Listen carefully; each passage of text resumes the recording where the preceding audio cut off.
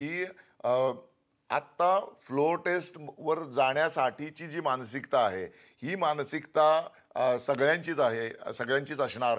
आमदारांना त्याशिवाय पर्याय नसणार आहे.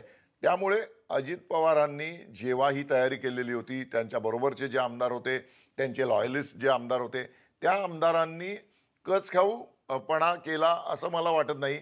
कारण ती एक खेळीसुद्धा असू शकते. ज्या पद्धतीने असं म्हटलं जातं की अजित पवारांनी भाजपमध्ये येण्याची ही पवारांची खेळी होती का, असा सुद्धा संभ्रम आहे ना. असं सुद्धा विचारलं जातं की अजित पवारांना इकडे पाठवून भारतीय जनता पक्षाच्या माध्यमातून जी राष्ट्रपती राजवट लावलेली होती ती उठवून वेगळ्या पद्धतीने तातडीने सरकार फॉर्मेशनची तयारी व्हावी, यासाठी सुद्धा राष्ट्रवादी काँग्रेसकडून अशा प्रकारची खेळी खेळली गेली होती का, असा प्रश्न विचारला जातोय. दुसरा एक आहे ते म्हणजे अजितदादांच्या बरोबरचे जे आमदार आहेत, हे आमदार राष्ट्रवादी काँग्रेसमध्ये सातत्याने अजित पवारांवर जो अन्याय होत होता, काही प्रमाणामध्ये त्यांना जे डावललं जात होतं, याबद्दल उघड किंवा छुप्या पद्धतीने चर्चा करत होते. त्यामुळे त्यांच्या मनामध्ये असंतोष होता. पण तो असंतोष पक्षाला चॅलेंज करण्या एवढा आहे का, याची सुद्धा चाचपणी व्हायला पाहिजे होती. ती अजितदादांनी जर केली नसेल तर त्यांच्या पदरी आता जे आलेलं आहे ते त्यांना स्वीकारावं लागेल. अजित पवार यांचा जर बंड यशस्वी व्हायचा असेल तर त्यांना 36 आमदार 2/3 इतका गट त्यांच्यासोबत असणं गरजेचं होतं. पण तितके आमदार, तितक्या मोठ्या संख्येनं आमदार आता येऊ शकत नाहीयेत. ते अंकगणित जे आहे ते जुळू शकत नाही आणि त्यामुळे आपल्यावर किंवा आपल्या सोबत येणाऱ्या आमदारांवर कारवाई होऊ शकते. अशा पद्धतीचं चित्र निर्माण झाल्यानंतर कुठेतरी ते ह्या निर्णयापर्यंत पोहोचले असतील का? नाही, मला स्वतःला वाटतं की अजित पवार इकडे येणं, भारतीय जनता पक्षाच्या बरोबर येणं, याच्यात एक अत्यंत महत्त्वाची बाब होती. ती म्हणजे अजित पवार यांची पक्षाच्या गटनेतेपदी झालेली निवड. पक्षाच्या गटनेतेपदी निवड झाल्यामुळे पक्षाच्या वतीनं जो सर्व आमदारांना, त्या पक्षाच्या म्हणजे राष्ट्रवादी काँग्रेसच्या 54 आमदारांना अजितदादांसकट जो पक्षादेश जाहीर केला जातो, ज्याला व्हीप म्हणतात, तो पक्षादेश असा असतो की कुठल्या निवडणुकीत कोणाला मतदान करायचं. तर हा व्हीप जो आहे, हा पक्षादेश जो आहे, हा लागू करण्याचा किंवा जारी करण्याचा अधिकार हा गटनेत्याकडे असतो. त्यामुळे गटनेते म्हणून अजितदादा आपल्याकडे आले तर ते आपल्या पक्षातील आमदारांना, सगळ्या आमदारांना असा व्हीप जारी करतील, असा पक्षादेश जारी करतील की त्यांनी भारतीय जनता पक्षाच्या विधानसभा अध्यक्षांचा जो उमेदवार असेल त्याला मतदान करावं. ही खेळी भारतीय जनता पक्षाने उघडपणे खेळलेली होती. सगळ्यात पहिल्यांदा शेलार यांनी त्या संदर्भात टिप्पणी केली. त्यानंतर बहुतेक भारतीय जनता पक्षाच्या नेत्यांनी त्याची री ओढलेली आपण पाहिली. त्यानंतरच्या काळामध्ये ज्या पद्धतीने राष्ट्रवादी काँग्रेसच्या वतीनं जयंत पाटील, प्रदेशाध्यक्ष जयंत पाटील यांची गटनेतेपदी निवड झाली आणि आज म्हणजे कालपासून तशा बातम्या यायला लागल्या की विधिमंडळाने जयंत पाटील यांची निवड ग्राह्य मानलेली आहे. जर विधिमंडळाने तांत्रिकदृष्ट्या जयंत पाटील यांची निवड, नव्याने झालेली निवड ही जर स्वीकारली तर अजित पवार यांचं स्थान काय? म्हणजे एका वेळी एका पक्षाचे 2 तर गटनेते असू शकत नाही. त्यामुळे 2 व्हीप तर काढण्याचा अधिकार असू शकत नाही. बरोबर. तर कदाचित त्या तांत्रिक बाबीचा अजितदादांच्या निर्णयावर म्हणजे त्या तांत्रिक बाबीचा या निर्णयावर प्रभाव असू शकतो. कारण अजित पवारांनी जर त्यांना व्हीप बजावण्याचा अधिकारच उरणार नसेल तर त्यांचं जे गटनेतेपदाचं जे अस्त्र भारतीय जनता पक्ष वापरणार होतं ते अस्त्रच निकामी झालेलं होतं. त्यामुळे आता आपण पुन्हा एकदा मी तेच वारंवार सांगतो की देवेंद्र फडणवीस यावर काय भूमिका घेत आहेत, काय भाष्य करतायत, हे आपल्याला पुढच्या 15 मिनिटात कळणार आहे. त्यासाठी आपण जरा वाट बघितली पाहिजे. कारण भारतीय जनता पक्ष हा धक्कादायक खेळी खेळण्यासाठी प्रसिद्ध आहे. जर देवेंद्र फडणवीस यांनी पत्रकार परिषद आता ते घेत आहेत आणि त्यांनी फ्लोर टेस्टला जाण्याची तयारी जर दर्शवली तर आपल्याला माहिती नाही काय होणार आहे. आणि काही वेळापूर्वीच भाजपचे जे तो आज उद्धव जी को इलेक्ट करेंगे लीडर? डेफिनेटली उद्धव ठाकरे साहब अगले मुख्यमंत्री होंगे। ओके, 5 साल के लिए सर, 5 साल के लिए। 5 साल के लिए उद्धव ठाकरे साहब महाराष्ट्र के मुख्यमंत्री हो गए, supported by Nationalist Congress Party and Bharatiya Rashtriya Congress. No rotational chief minister? No 5 years Uddhav Thackeray.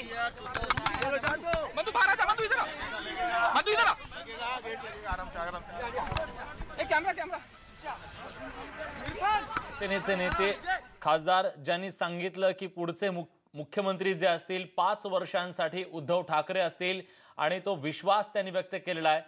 महाविकास आघाडीचं सरकार पुढचं असेल हा विश्वास त्यांनी व्यक्त केलेला आहे. अजित पवार यांच्या राजीनाम्याच्या नंतर जी राजकीय सगळी परिस्थिती बदललेली आहे त्या सगळ्या संदर्भात आपण चर्चा करतोय. पण सर, गेल्या 4 दिवसात जेव्हा अजित पवार यांनी हे बंड केलं तेव्हापासून एक प्रश्न चर्चेत होता.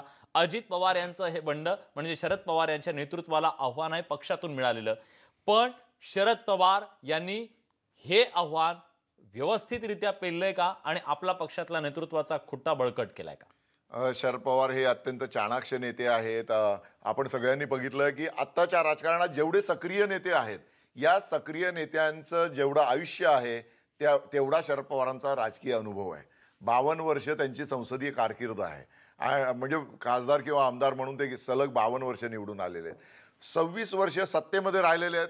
त्यातील 4 वेळा मुख्यमंत्री, 2 वेळा केंद्रात महत्त्वाची खाती, विरोधी पक्षनेतेपद महत्त्वाचं केंद्रातलं, या सगळ्या अनुभवाच्या बळावर शरद पवारांनी ज्या पद्धतीने ही विधानसभा निवडणूक गाजवली, ज्या पद्धतीने त्यांनी या विधानसभा निवडणुकीतील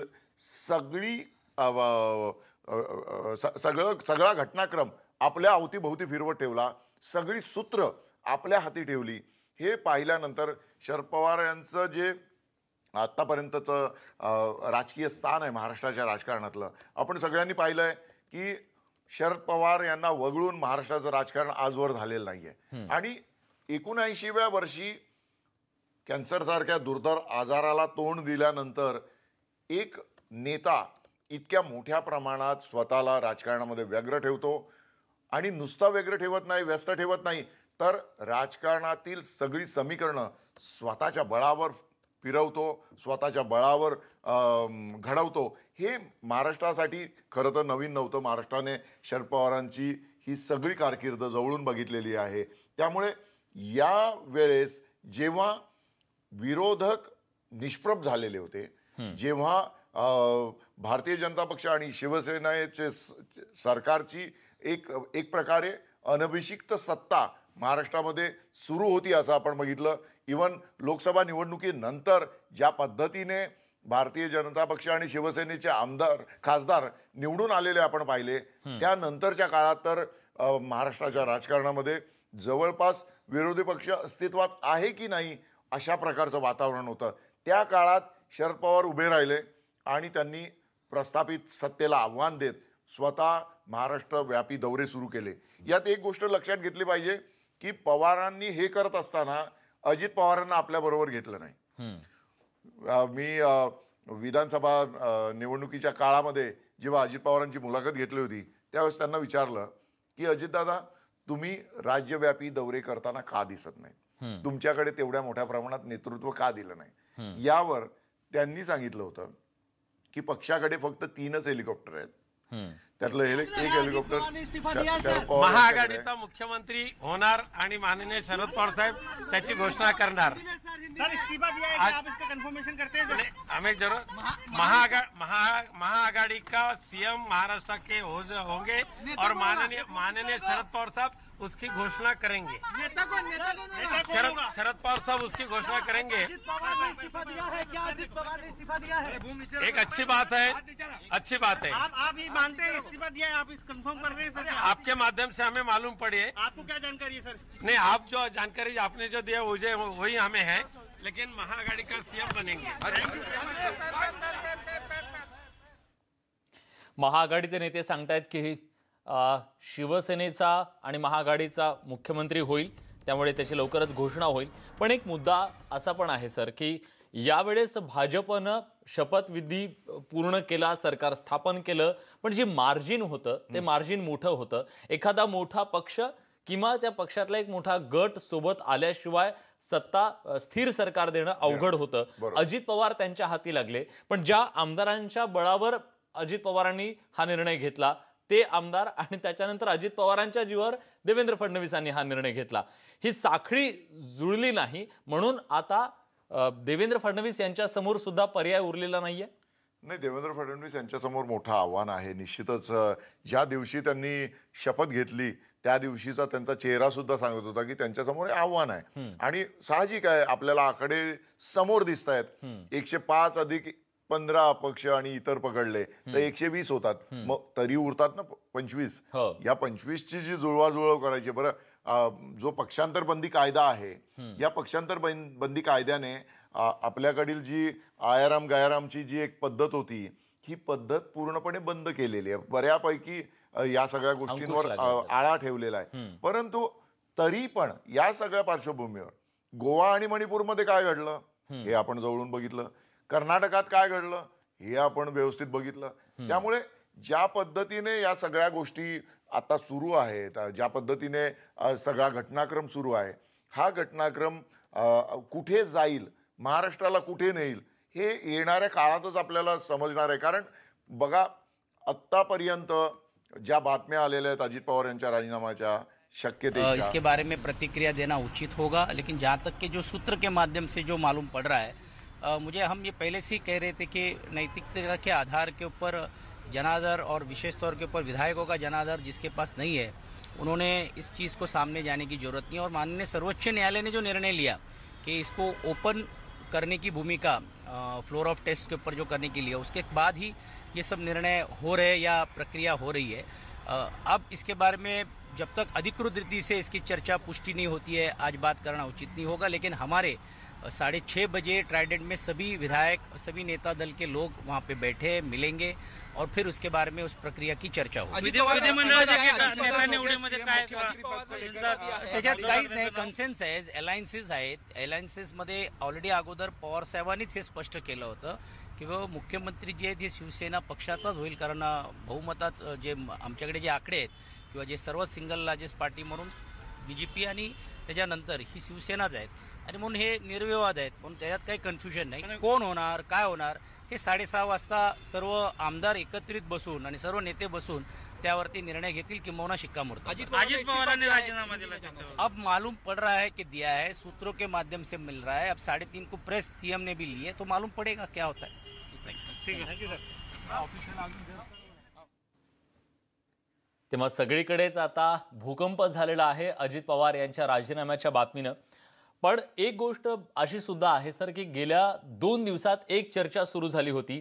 भाजपनं एक ऑपरेशन लोटस पुन्हा महाराष्ट्रात सुरू केलंय, त्याच्यासाठी 4 वरिष्ठ नेत्यांची नेमणूक केलेली आहे. पण आज सुप्रीम कोर्टाचा जो निकाल आला त्यानंतर 24 तासात तुम्हाला बहुमत सिद्ध करायचंय. ऑपरेशन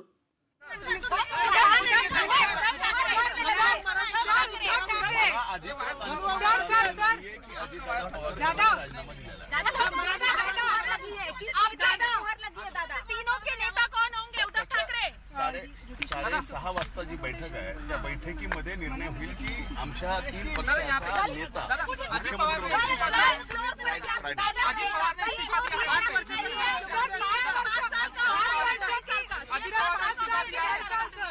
ये 6:30 बजे सबको पता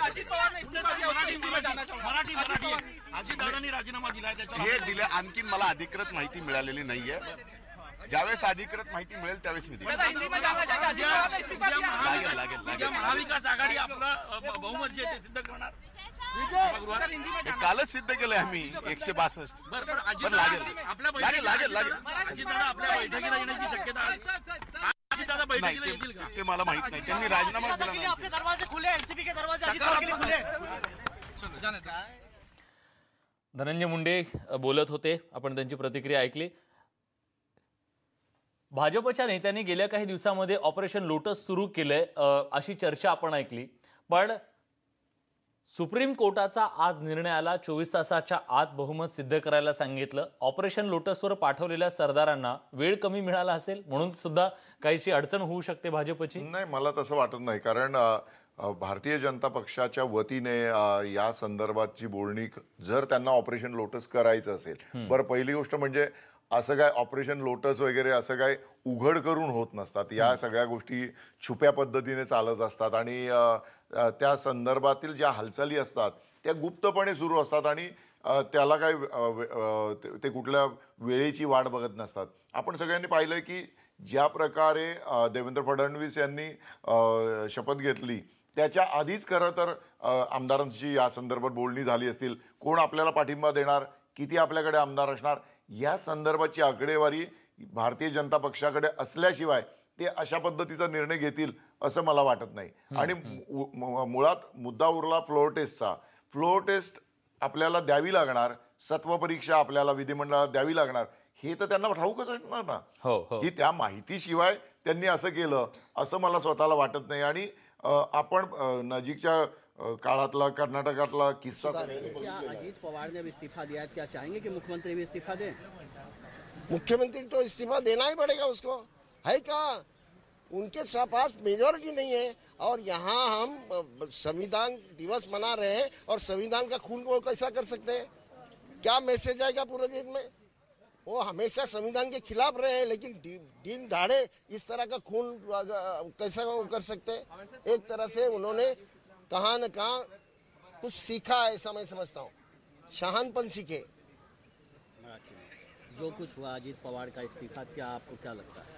फार आनंद झाला मला. अजित पवार साहेब तिकडे गेले हीच मोठी चूक होती, पण मला हे माहिती होतं की ते परत येतील, कारण ते तसे अतिशय ॲश्यूट लीडर आहेत.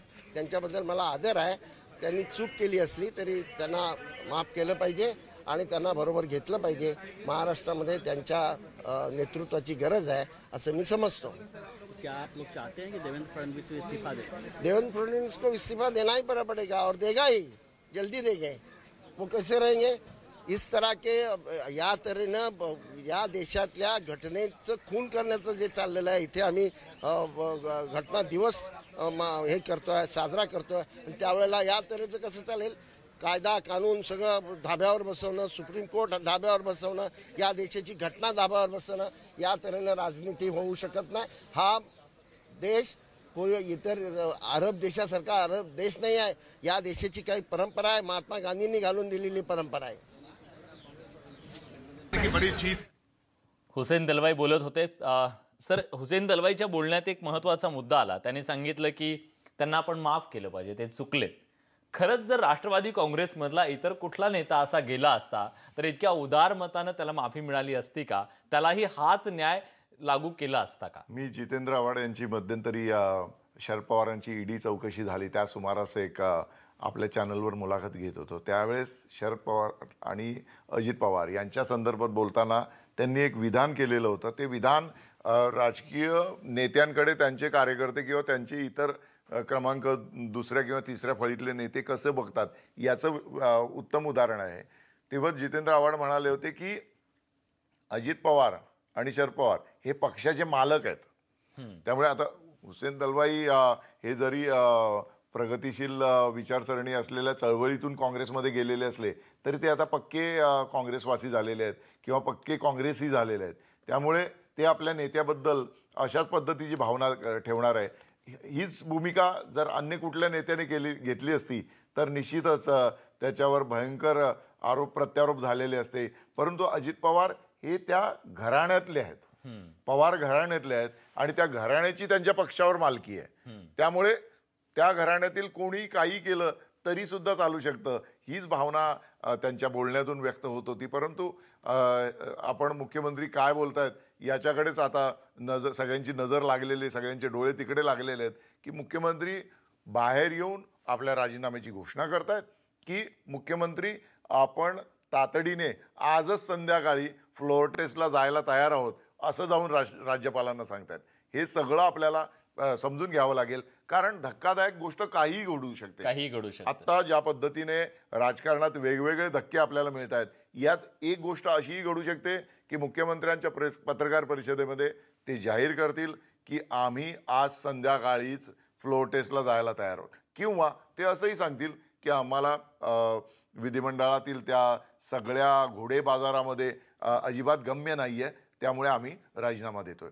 हे सगळं जे काय आहे, हे सगळं संभ्रमित करणारं जे सध्याचं राजकारण आहे, हे राजकारण महाराष्ट्राला मात्र मारक ठरणारं आहे. कारण ज्या पद्धतीने महाराष्ट्र आपण संकटांचा सामना करताना पाहतोय, शेतकरी मोठ्या प्रमाणामध्ये अडचणीत आहे, त्याला दिलासा देणारी व्यवस्था राज्यात अस्तित्वात येणं गरजेचं आहे. परंतु त्या सगळ्या पार्श्वभूमीवर आता काय घडतं याच्याकडेच सगळ्यांचे डोळे लागलेले आहेत. मुख्यमंत्री काय घोषणा करतात यावर सगळ्यांची नजर असणार आहे. नक्कीच मुख्यमंत्र्यांची पत्रकार परिषद सुरू व्हायला 4 मिनिट बाकी आहेत.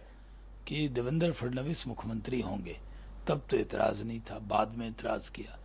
अभी जब अजीत पवार विधायक दल के नेता के तौर पे एनसीपी के उन्होंने समर्थन दिया, क्योंकि राजभवन जब एनसीपी को बुलाया गया था तो अजीत पवार ही गए थे, बाद में भी बुलाया गया तो अजीत पवार जी गए थे. तो राज्यपाल साहब ने सही भरोसा किया. जब अजीत पवार जी विधायक दल के नेता थे तो उनकी बात पर बीजेपी ने भी भरोसा किया और गवर्नर साहब ने भी भरोसा किया. और हमें अभी भी पूरी उम्मीद है कि हम कल विधानसभा के फ्लोर पर बहुमत साबित करेंगे. Thank you sir. आप खेल का फैसला लिया है कि वो रिव्यू नहीं डालेगा अयोध्या मामले में, उस पर क्या कहना है? देखिए, सुन्नी वक्फ बोर्ड ने आज महाराष्ट्रातल्या सगळ्या प्रश्नाबद्दल बोलत होते आणि अजित पवार यांच्याबद्दल त्यांनी विश्वास व्यक्त केला आणि कुठेतरी हाच विश्वास होता की त्यांच्यासोबत आमदार आहेत म्हणून आम्ही त्यांच्यासोबत गेलो असं म्हणतात. खरं तर या विश्वासाची किती वेळा परीक्षा होणार आहे हे काही कळत नाही. पण अजित पवार यांचा स्वभाव हा भाजपला माहीत नाही असं नाही. या आधी सुद्धा अजित पवारांनी त्यांच्या स्वभावाचं दर्शन अनेक वेळा महाराष्ट्राला घडवून दिलेलं आहे. अशा परिस्थितीत सुद्धा भाजपनं त्यांच्यावर विश्वास दाखवला, ही त्यांना उद्या आपली चूक वाटू शकते का जर त्यांनी राजीनामा दिला? जर तरवर बोलतो. हो, जर तरवरच आपण बोलू शकतो. पण अजून मी मुख्यमंत्री काय बोलतात याच्याकडे डोळे लावू नये. कारण फार आपण राजकीय निरीक्षण मांडत असताना जे व्यापक चित्र आहे, तात्कालिक गोष्टींकडे बघणं मान्य आहे, परंतु जे व्यापक चित्र आहे ते व्यापक चित्र आपल्याला लवकरच स्पष्ट होणार आहे. पण अजित पवार जसे आहेत हे सगळ्या महाराष्ट्राला माहिती आहे, त्यांच्या पक्षातील नेत्यांना माहिती आहे, पक्षातील कार्यकर्त्यांना माहिती आहे. अजित पवारांचा स्वभाव तडकफडक आहे. त्यांनी पत्रकारांशी बोलताना ते नेहमी सांगतात की मी पोटात, माझ्या जे पोटात असेल ते ओठात असतं, मी जर जे बोलतो ते करून दाखवतो, हे सातत्याने ते सांगत असतात. आणि प्रशासनावर त्यांची जी कमांड असते त्याला तेच कारणीभूत ठरतं. पण एकीकडे हा असा नेता की ज्याने महाराष्ट्राच्या राजकारणात गेल्या 3 दशकाहून अधिक काळ काम केलेलं आहे, मंत्रिपदं भूषवलेली आहेत, पण त्याच्या जोडीला राजकारणामध्ये भ्रष्टाचाराचा मोठा डाग घेऊन फिरणारा राजकारणी आहे. आपली बोली भाषा ही ग्राम्य बोली भाषा आहे, याचा डाग घेऊन फिरणारा हा राजकारणी आहे. त्यांच्या अनेक विधानांची चर्चा सर्वसामान्य लोकांमध्ये होत असते. बिनधास्त बोलण्याच्या नादामध्ये दादांनी अनेक चुका केलेल्या आहेत, हे सुद्धा सगळ्यांना ठाऊक आहे. या सगळ्या पार्श्वभूमीवर अजित पवार जेव्हा भारतीय जनता पक्षाकडे आले त्या पाठोपाठ त्यांच्यावरच्या काही केसेस ज्या सिंचन घोटाळ्याशी संबंधित होत्या त्या केसेसच्या फाईल्स 9 केसेसच्या फाईल्स बंद करण्यात आल्या. या सगळ्या पार्श्वभूमीवर असं वाटत होतं की दादांनी इकडे येण्याचा जो निर्णय घेतलेला होता त्याची कारणं सुद्धा ही असावीत आणि असू सुद्धा शकतात. पण ज्या पद्धतीने आता 2 दिवसांमध्ये घटनाक्रम इतक्या वेगळ्या पद्धतीने आपल्याला वेगाने फिरताना दिसतोय, या सगळ्या याच्यात नेमकं काय होणार याचा फैसला लवकरच लागणार आहे. मुख्यमंत्री तो फैसला करतील, मुख्यमंत्री तो खुलासा करतील आणि त्यांच्या मनातील भावना, त्यांच्या मनातील येणाऱ्या काळामध्ये ते काय करणार आहेत त्या गोष्टी स्पष्ट करतील. त्यामुळे त्यानंतरच अजित पवारांबद्दल आपण बोलू शकतो. कारण अजित पवार कसे आहेत हे सगळ्या महाराष्ट्राला माहिती आहे. त्यांनी ज्या पद्धतीने याआधी आज शाम में 6 बजे